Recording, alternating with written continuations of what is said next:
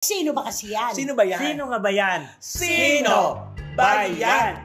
Naku, ito yung pag-uusapan natin. Naku, maluluka kayo dito. Kasi akala ng iba talaga, very sweet ito. Itong isang si letter A at saka si letter B. Magkano-ano ba sila? Parang step sister, parang ganon, step brother.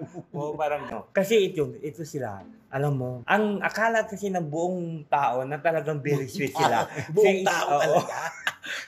Very sweet sila sa isa kasi, di ba? Pagdating sa makikitrap ng camera, parang talagang akala mo akala mo talagang nag-uusap sila ng maayos.